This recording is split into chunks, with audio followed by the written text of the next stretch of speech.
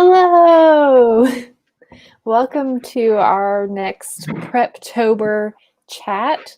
Last week we talked about creating your characters, and this week we're going to move on to building your plot for NaNoWriMo. We're going to focus on figuring out the major milestones of your stories. So we aren't going to create a detailed outline because I know everybody plots to various degrees or pantses. We just want to create a solid framework that you can build your story on in whatever way works for you after that. So whether you're a plotter or a pantser, hopefully this can be helpful tonight. Like I mentioned last week, we talked about character. I do recommend that you have a main character in mind when you're creating your plot, because I personally think that your main character should really influence the major moments in your plot. So you should have an idea of who they are. So hopefully you have that already. So we're going to start, and we can just go ahead and go on into our warm-up exercise. So we're going to start with a 5-minute warm-up where I want you to write a few sentences about the primary conflict in your story. So consider, how does the conflict start and end, and why is your main character drawn into it? If you're struggling to come up with a conflict, think about how you can threaten your main character's wants, needs, and fears. Because like I said, everything needs to go back to that main character, and your conflict should be connected to the things that they want. So I guess we will start that in 2 minutes on the 35. Everybody excited about plot? We're excited. We're like various degrees of like actually like writing books during NaNoWriMo this year because we're all so busy. So I do feel like this is like helpful, like because I'm just revising right now, but even then I still need to like think about like, is my story like, is the first draft kind of following a good structure? Even though like I had a structure in mind when I was drafting, doesn't mean it always happened the way it was supposed to. Yeah, it's definitely something I want to get better at, especially like even if I'm not going to do the full outline, having those main plot points to like, what's my next milestone? I feel like it's really helpful, and I don't take the time to do it properly. So here this goes. I always have that in mind of like, oh, I know what this one is, I know what this one is, and then the rest of the book I'm like, I don't know. So it would be helpful to be able to be like, let's like figure out how to properly escalate this. So I think like even if you're gonna pants, it's helpful to have something you're like working towards. And it can be really hard if all you have is like the beginning and the ending, because like that can get really discouraging sometimes, especially like if you haven't written a full book before. I know I used to just be like, oh my gosh, what do I do between the beginning and the end? I don't know what to do. So just like kind of having like moments that you're like writing towards, and you're like, okay, I made it to point B. Now I just need to get from point B to point C instead of going all the way to the end. So.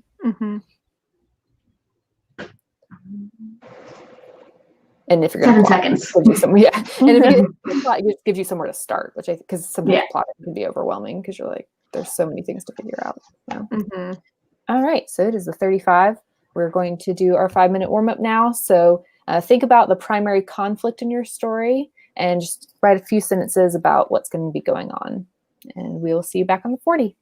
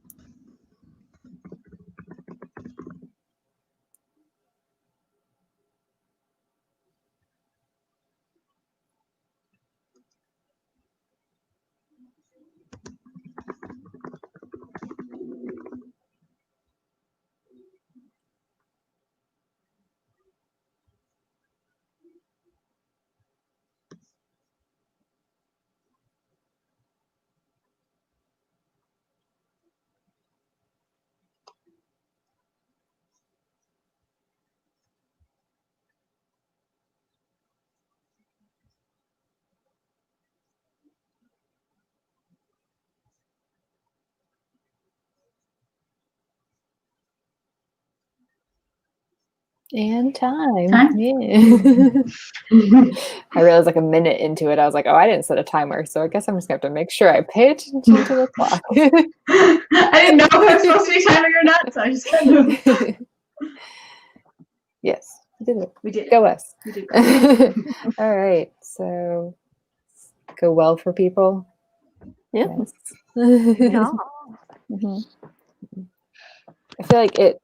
I feel like this is As I was like writing down, like, and I feel like I have a pretty good handle on the conflict, but like just like writing it down like made me realize like certain things that like maybe I could like emphasize more and like things that should show up more in the plot. I was like, oh, if that's the main plot, then like, or the main conflict, then maybe it could be emphasized more. So. Yeah, for me, this is kind of the easy part. I have 7,000 main conflicts. I just haven't dug much deeper into most of them. Do you find that conflict is like one of the first things you come up with, like for a concept? Yeah. Which isn't always helpful, but. But I always come up with like a world, and I'm like, but what's happening in this world? I'm always characters first. I can never do characters first. I get like a name for a character, and then I'm like, cool, now I need to figure this person out and where they fit. Mm-hmm. Like without a world or a conflict, like what makes Jane interesting? Like Well, usually for me, what happens is I'm reading or watching something else, and I'm like, oh, I want to make a character like that. Oh yeah. Mm-hmm.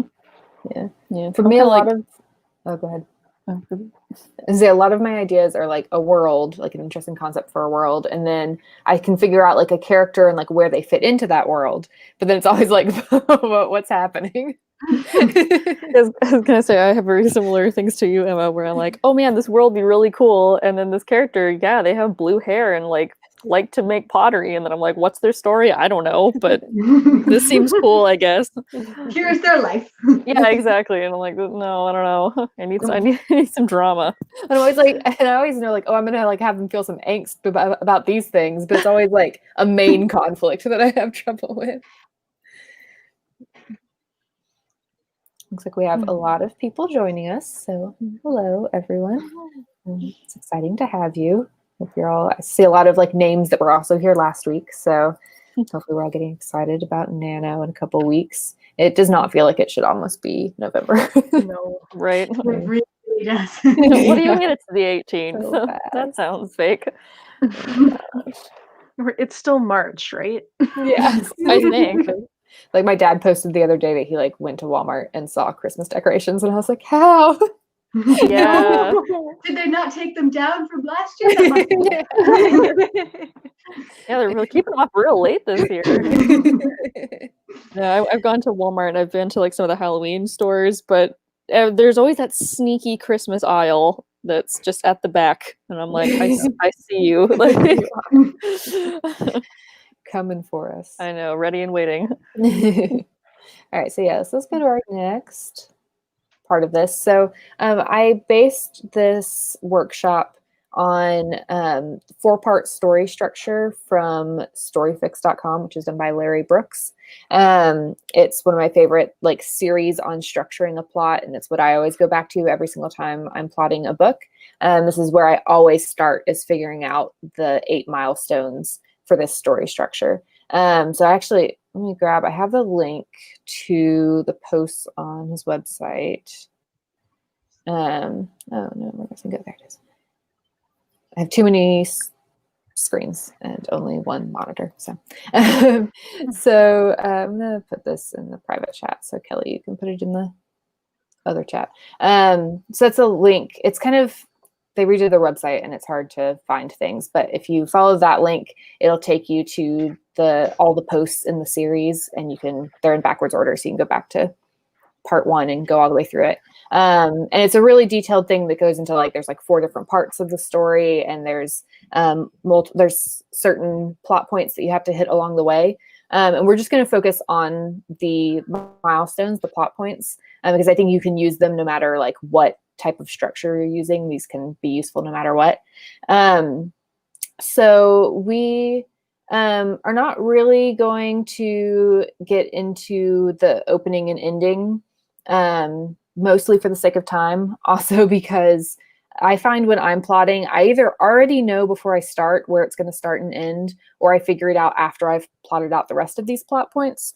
So that's just kind of the order of things that works for me. I don't think it's as necessary in figuring out the plot to figure those things out until later on. I don't know if the rest of you like have an order that you kind of like figure things out in. Do you know like your beginning and ending first, or do you figure them out later?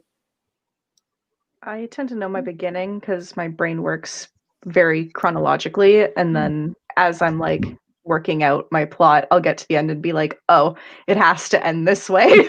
Yeah. For me, I think it kind of depends a little on what type of story I'm writing. If I'm writing like speculative fiction, I almost always kind of know like what the twist and what the end is.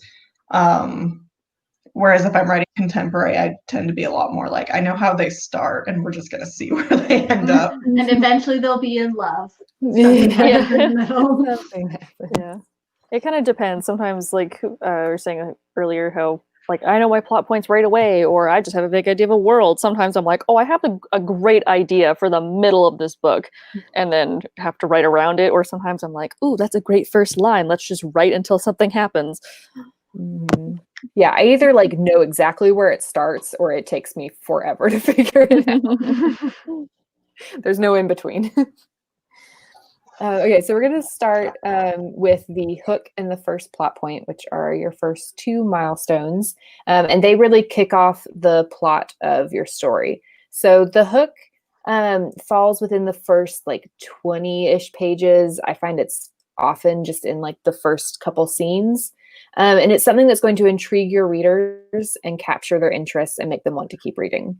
Whereas the first plot point occurs about a quarter of the way through your story. Of course, all of these like placement of these plot points can definitely be flexible, but it's around a quarter of the way in. And it's your main character's first major decision that really sets them off on their journey through the rest of the story.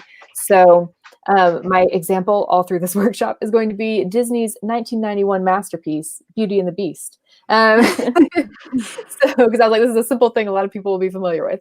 So in that movie, the hook is the prologue at the very beginning, and it's where we learn about the Beast curse. So like it gets us interested and it makes us want to like keep watching to find out how the curse is going to be broken, especially if you're like 5 years old like I was and you don't know anything about Beauty and the Beast. And then the first plot point is a little bit further in when Belle decides that she's going to take her father's place as the Beast prisoner. So it's where she becomes an active participant in the conflict. So we are going to go into our first exercise after the warm-up. I'm calling it exercise 1, even though I did a warm-up. Anyway, and we're going to take 7 minutes to come up with the hook and the first plot point. So if you need to, you can brainstorm a few different ideas, or if you already have an idea of what's going to happen, you can elaborate on them. And just be thinking about how your protagonist gets involved. It may be something they really choose to do, or it could be an involuntary thing where maybe the antagonist kind of forces them into the situation, but just think about how that happens. And while we do this exercise, I'm going to have like some guiding questions in case you're just like stuck and can't figure out what to do for these first couple of plot points. So we will start that in a couple minutes at the 50. And like I said, it'll be about 7 minutes long. Easy math for me. I appreciate it. Yeah, exactly. I was like, we can either start immediately and go to the 55, or we'll just start at the 50. I think that'll be easier. So yeah, so Ellen in the comments said, so the hook is like the inciting incident. And I agree. I know that Larry Brooks in his posts, he calls the first plot point the inciting incident. And I don't really agree. Like I think of the hook more as the inciting incident. So I guess you could call either one that, but yeah, it's definitely just that thing that's really going to like pull your readers in right at the beginning. Yeah, you're pulling your readers in versus like your character getting into it. That's like it happened to them. It's then how are they going to respond to it? Exactly. Yeah. And I know like I think sometimes some of the issue with plotting and storytelling, it can be confusing, like the hook in the first plot point. And it's where you get those books that just like start off with like a chase scene or like a fight, and you're like, I don't care about these people. I don't know what's going on. And you maybe need like a little bit more time to kind of ease you into that. And I think that's sometimes the issue, is thinking that like your hook has to also be like where the like conflict really starts kicking off. And sometimes you can start a little bit earlier than that. So, all right, so we are going to start our exercise now and go for 7 minutes and take that time to figure out your hook and your first plot point. So we'll be back at the 57.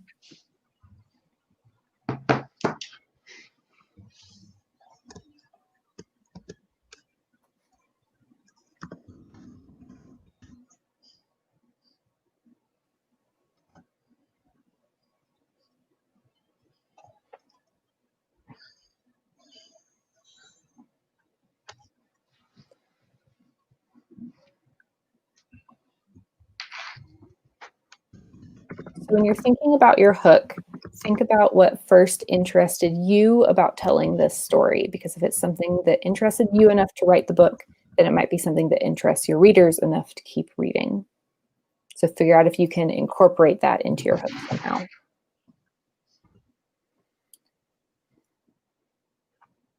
Also consider what tone you want to set and what type of story you're telling, because the hook should help set reader expectations for what type of book they'll be reading.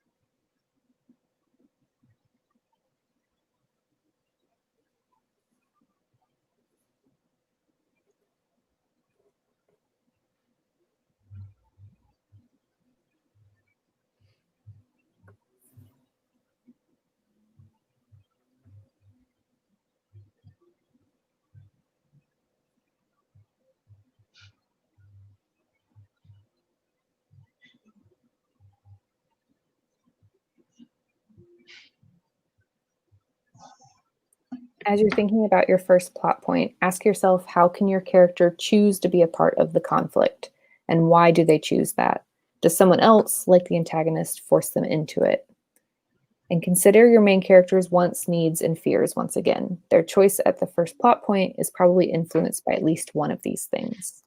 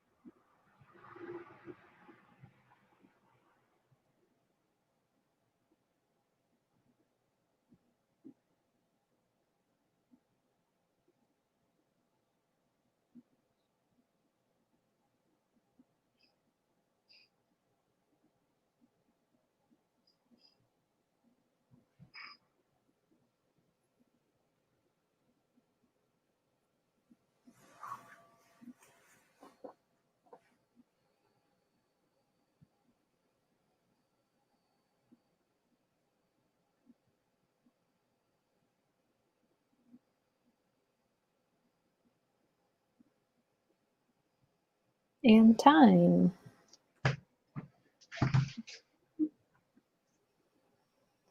Welcome back. How are we feeling? Ah, it's just my face really big. I like it. Ellen number 2, Ellen Sanderson. We have 2 Ellens. Ellen Sanderson has a really good example of these 2 plot points. She said, the hook of my novel is when the character finds out her late mother killed someone, and the first plot point is when she decides to keep it a secret after the body is found. That's a really good example. Intriguing.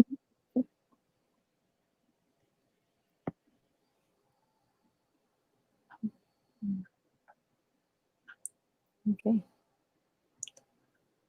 We can move on to our next part if we want. All right. So after your first plot point, we're going to go all the way to the middle of the book, which is where you have your midpoint. So this is right in the middle of the book, just as it says. And at this point, your protagonist has made a decision at the first plot point, and they're now responding to their new situation in some way. And in the middle of the book, you want to shake things up by revealing some sort of new information. And I find this is really helpful for that kind of like saggy middle of like making sure that something kind of changes in the middle of the book. So to go back to Beauty and the Beast, after becoming a prisoner, Belle is like feeling really despondent, and she's, you know, refusing to interact with the Beast. And she's just kind of in this point of like, what is the rest of my life going to look like?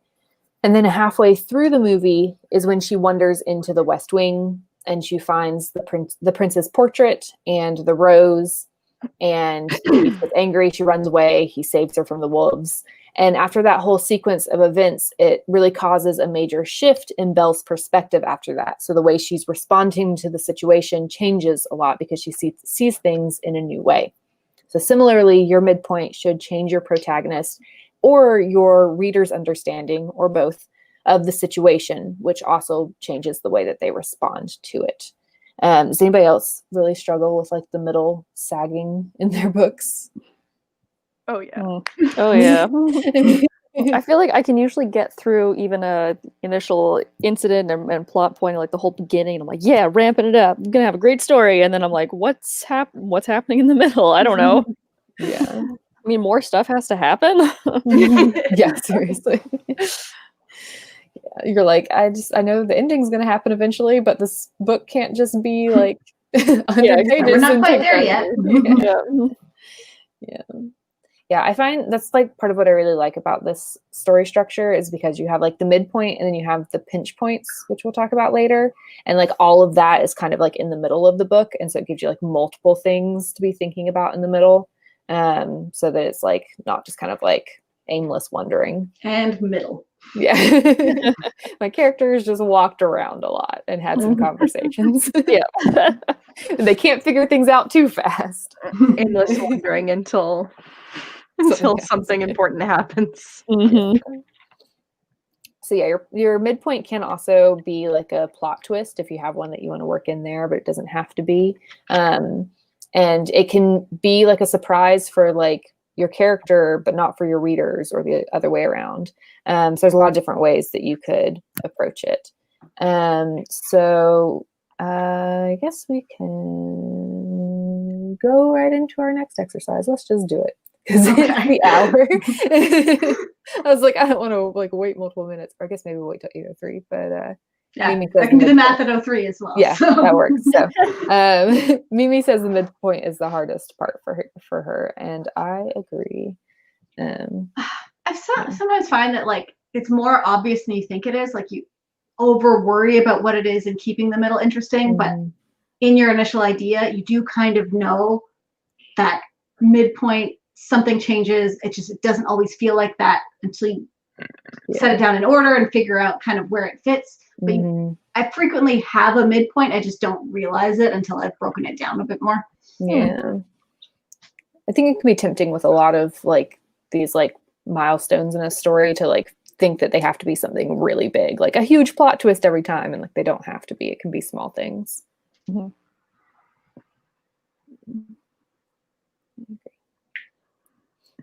Even just looking at this now, I'm like, with a book I've already written, I'm like, what is the midpoint in it? I don't know. have to look back at it and see what happens in the middle because I don't remember. Yeah, you also like in that when you know the ending, figuring out the steps it takes to get either the plot there or your characters to the point where they can face that challenge. Like if you can't figure out a middle, you probably haven't made it challenging enough. That your characters need to struggle more to get to the ending. Otherwise, it's just kind of I went here, then I went here. All right, so let's go to the next slide because we're almost at the 3. So for our next exercise, we're going to take another 7 minutes to figure out what happens at the midpoint. Think of this as like peeling back the curtain a little bit. So you're not revealing everything. It doesn't need to be a huge plot twist. It can be, but you just want to like give enough new information to kind of just like give your character or your readers that push into the next half of the story. And we will be back at the 10 for that.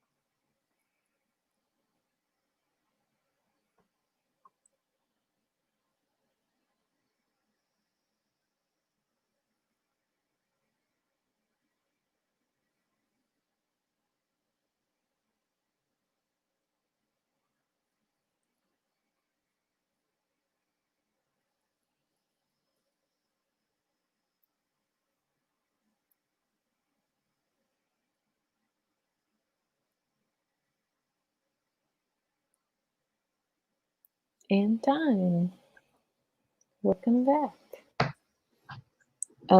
Really quick, Misty Kate asked if there will be a link to these slides to download. Do we have a way to know what it is?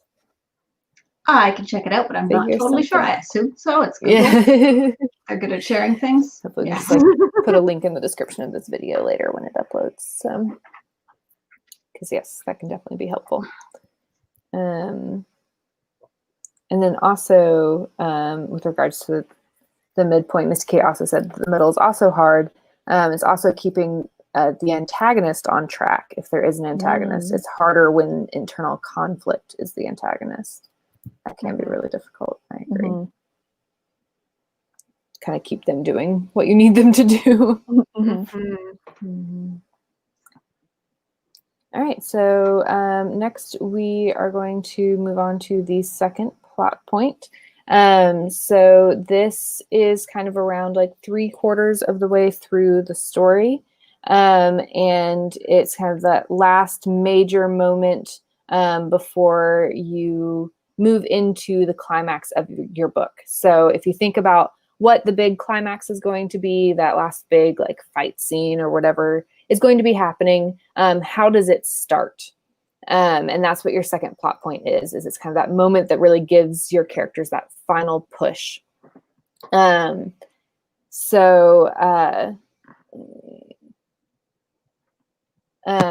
It's like that, a lot of times it's referred to as the point of no return. And it's also where you're going to reveal any final information that your characters or your readers need before you go into the end of the book. Larry Brooks says that you really like don't want to reveal any more information after this point. And I find that often is like pretty true. Like you don't really, I mean, occasionally you might have something like really surprising revealed, like in like a big like fight scene. Luca and your father. Yeah. But a lot of the time, so like you could have like an interesting like kind of like character plot twist in there, but like if there's something that the characters need to know for that final conflict, you kind of want them to know that going into the climax of the book. So this is that moment where you kind of give them that last bit of information. It's like the moment where there's like an enemy army at your gates. Or like in Pride and Prejudice, it's when Elizabeth Bennet learns that Darcy like saved her sister's reputation for her sake. And that kind of like pushes her into those final moments of the book and the movie. And in Beauty and the Beast, it's when Gaston locks Belle in the cellar and he like leads the mob off to the castle, and you're like, oh man, stuff's gonna go down now. So it's that kind of like last final moment where you're like, there's no going back now. We're gonna have to resolve this conflict in some way. Okay, so I guess at the 15, we can slightly harder math. At the 15, we're going to do this exercise. We're going to really test ourselves. So for the last one, you're going to think about the climax of your book and write a few sentences about how that moment starts. So if you're planning on any big final plot twists, this is probably where it will go. So consider that as well. And so we'll do that in 2 minutes and we'll go to the 22. And Ellen Porter said this is sometimes really hard when it's a romance story. I think it can be difficult to like, because I feel like the really easy examples are like fantasy and like adventure stuff. It's really easy to see like the major moments and like the conflict and the climax and all that. But it definitely exists in like contemporaries and romances as well. Would this be the misunderstanding or figuring out the truth about the misunderstanding? I think a lot of times it's figuring out the truth. Yeah. Yeah. Like, because I feel like it's like that moment where like you find out that like the person you were fake dating actually does like you. And you're like, oh man, they do like me, but like they're flying off to London. I have to run to the airport. It's like that moment where you like decide like I'm going to chase after them kind of thing. Yeah. The point of no return, they're going to fall in love. Yeah. I'm going to make this person fall in love with me. Yeah, well, I'll say like, because I'm working on a rom-com, like I do kind of have to think maybe a little bit harder than I might with something more speculative, but like they actually do kind of make sense to me. So I have like a lot of my pinch points are like, oh, where one of them realizes they like the other, or my midpoint is like when they A lot kiss of times for in the first romances, time. the midpoint is the first kiss. Yes. I think actually, Yep. really quick before we go into this exercise, romance is a really great genre to read to learn about structure. Like if you read like, especially like adult romance, like you can literally like flip to the middle of the book and like, yeah, there will be like a big moment happening. And like, they like are very good about structure, which is part of like why they're so addicting to read. So they're actually really good to study. It's comforting in the reliability, which is nice. I added an extra minute to the ticker, so we're just going to go to 23. Cool. So yeah, so read some romance actually and study the structure of those if you're writing in any genre, because I have found it really helpful to read those and pay attention to them. So all right, so we're just waiting for the clock to change. There we go. All right, so wait, was this one 7 minutes or 5 minutes? I've forgotten. It's 7 now. It's 7 now. Okay, I think I misspoke. Now we're doing 7 minutes, but it takes 7 minutes to figure out that second plot point. So where the climax is starting in your book and how.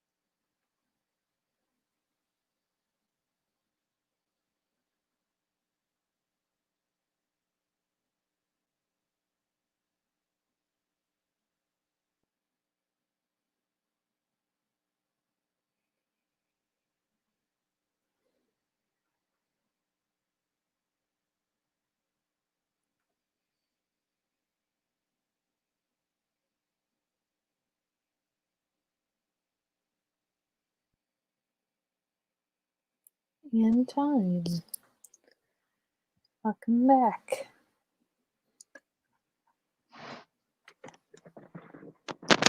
Everyone have great climaxes lined up for their story. It's going to be so exciting. Oh, yeah, totally. Can't put it down. Practically writes itself. It's like always the part I have the hardest time writing. I find. Because I feel like there's like a lot of pressure of like, oh man, this has to be the big part of the story. Yeah, like I always feel like I know what's gonna happen, but not how to and how to make it like accurate. work out. I'm like, I know like where it needs to end up, but I don't know like exactly what to have the characters do to like how to make it natural. And, like making it challenging enough and like having that point where you're so sure everyone's gonna lose, even though everyone knows they're gonna win. It's a lot.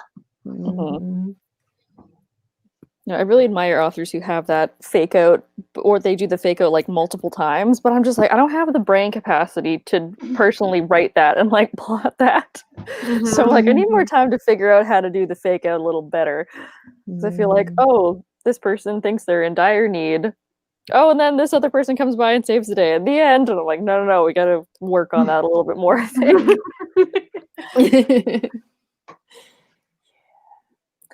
All right, so last thing we have is our pinch points. So there are 2 of these, and they take place.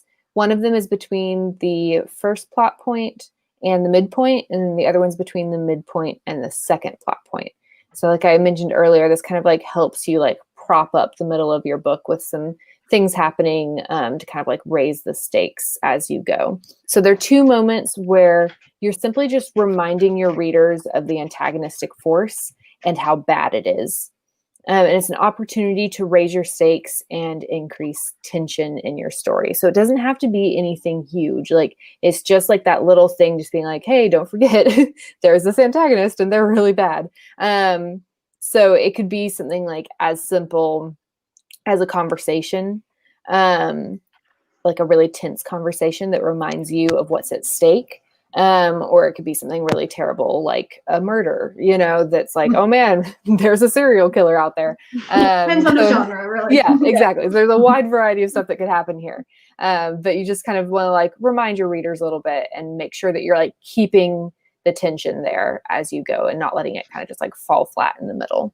So the first pinch point in Beauty and the Beast occurs after Belle refuses to have dinner with the Beast.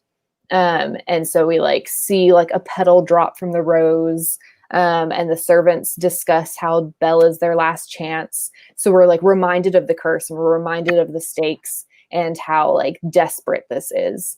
And then the second pinch point is when the Beast allows Belle to go home, because once again, it reminds us as viewers because we know what he's giving up. So it ups the tension for us. And we're like, oh no, like, is everything going to work out? Is this a fairy tale where everything falls apart? So I think those are like some really great examples of kind of like, they're not huge things. It's not like something really terrible and scary, but it's just like that little like reminder that like things could go badly if the conflict isn't resolved. So I guess we want to start this last exercise. It's only going to be 5 minutes. And we have passed the 25 already. I can do the math. It's fine. Whatever you need. All right. We can start it in like 2 minutes. Let's go with that. Because we have like a couple of comments. We don't really have a lot of questions, but I did want to read a couple of these. And Griswold said, I never like the midpoint I outline before I start drafting, but I tell myself it will get better as I write the book. I think sometimes that can be true for some of these. Like some of these, it's helpful just to have something like written down to work towards, and like maybe it gets better when you write it. Yeah, once you get to know your characters and things actually flesh out as you're writing the story, it might make a little more sense down the road. Mm-hmm. Yeah. And then Ellen said, I had to change my midpoint after reviewing the outline I already did for the second book. I'm now worried the second half of the book will be dragging a bit. Does anyone have any advice for that? I kind of liked what Kelly said earlier of like, if you find you're like not having enough plot happening in the middle of the book, probably you need to make things worse for your characters somehow. So I don't know. And I am a huge pantser. My tendency when I get stuck is to just like set something on fire. Sometimes literally the book. Not in my house or anything, but like in the book, literally set something on fire. But just like for me when I'm stuck, I just say, okay, what's gonna make this situation way worse? And then I do that. Yeah, I had one book I wrote where like I was really worried about the middle because it was like a book where the characters were traveling the whole time, which can be really dicey. And I had like a list in one of my notebooks that was just like, here are some terrible things that could happen to my characters on their journey. Like these are things that could go wrong on a journey. And so if I like felt like things were dragging and I needed like something to really happen in the plot, it'd be like, well, now there's a blizzard, you know, like I would like pick something off the list. Yeah. So which can work. Like we think of it in terms of like a set story structure and a lot of what we read now. But if you look at books like The Hobbit, of like meeting the trolls wasn't plot oriented, but it was a thing that happened that they had to get over, but it wasn't like part of the bigger picture. It just sometimes things happen and like you get to see your characters grow and work together and all of that, and it's still important. It just you don't necessarily see it because it's not part of that like main arc. Yeah, because it's like you have like this whole arc and all these plot points, but there's a lot of stuff that has to happen in between. So, and look, we made it almost all the way to the 30. Go us. Nice. We made it to a more round number. So for our last exercise, we're just going to take 5 minutes to brainstorm some ideas for your 2 pinch points. So it can be a look at your villain's power again, or it could just be like a reminder of the stakes. Like I said, it could be as simple as a tense conversation, or it could be something really horrible happening that reminds you that the villain is there. So we will go from the 30 to the 35, and we will see you back in a few minutes.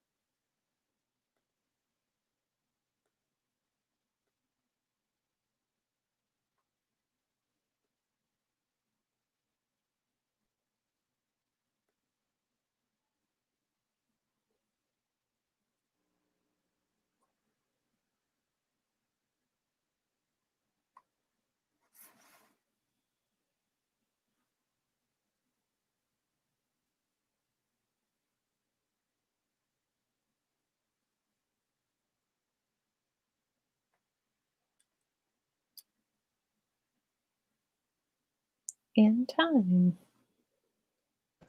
Welcome back. It's our last exercise. So hopefully people have a nice idea of what their plot's going to be now. It was a very helpful workshop, Emma. Thank you. It was. I feel more headed in the right direction.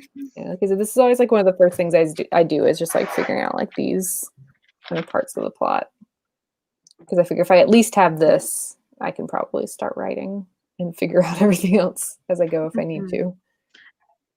And for anyone who doesn't feel as on solid ground as they'd like to, I definitely recommend going back, doing this again, and pausing and giving yourself more time of like, no one really expects you to be able to do this in 7 minutes. Yeah. So. Yeah. It's very much a lot of just sort of like brainstorm some ideas for it. Yeah. Yeah. And I definitely sometimes like I'll like kind of like write down some ideas and for these different points and then like I'll like revise them a few times before I actually start writing. Like I'll realize, oh, like that thing I had set as the midpoint would maybe work like a little bit earlier. And also I'll like move things around or come up with new things. So definitely you have like a little over a week to kind of play with this and figure out what you want to do with your plot. So you have 2 weeks. I don't know what time is. I had to look at the calendar. I was like, I don't know what's today. I know, I was so convinced that this upcoming weekend was Halloween that I was like, oh my god, I have so much to do. And then it was like, no, that's 2 weeks from now.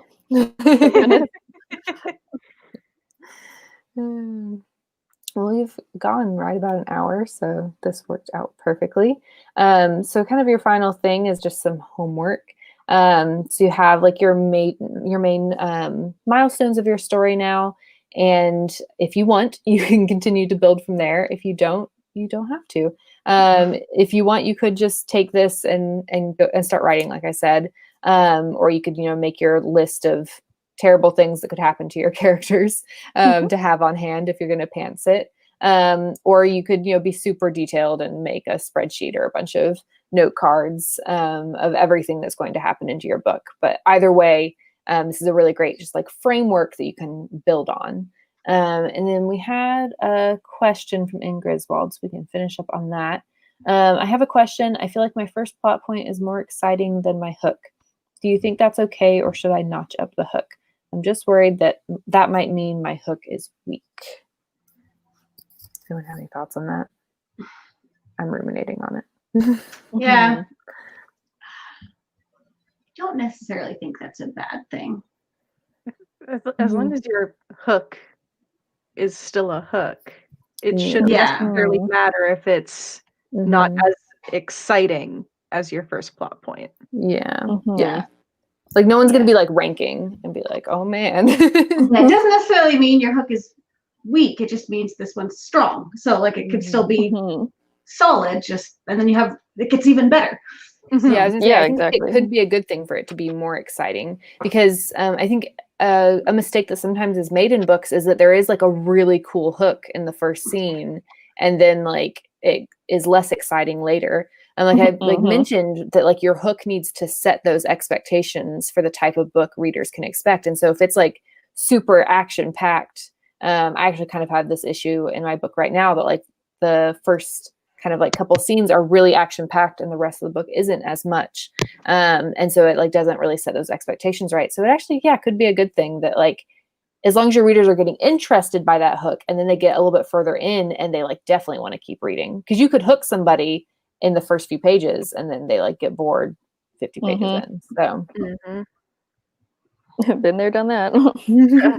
Too often. Yeah, so I think it could be a good thing. Whereas like if I start reading, I'm like, oh yeah, this is cool, all right, and then you just like suddenly ramp it up. I'm like, oh yeah, now we're on board. Like we're I was already here, but now I'm here. Yeah, exactly. Now I'm not leaving. She said the hook is creepy and sets the tone. Yeah, perfect. Yeah. The more I think about it, the more I like the way you did it. So me too. Just hearing that it's creepy and sets the tone, now I'm like, well, now I'm hooked. All you had to tell me is that it's creepy. Yes, exactly. All right. Well, if we don't have any more questions or anything, I think we will probably finish this up. So yeah, anyone have any final thoughts about plotting or not plotting your book? I've got the hiccups, so Good. I'm just kind of. All right. Well, good luck. And we will be back next week. We'll just be kind of having like a fun game next week. If you still have no idea what you're doing for Nano, we will help you come up with something absurd and amazing.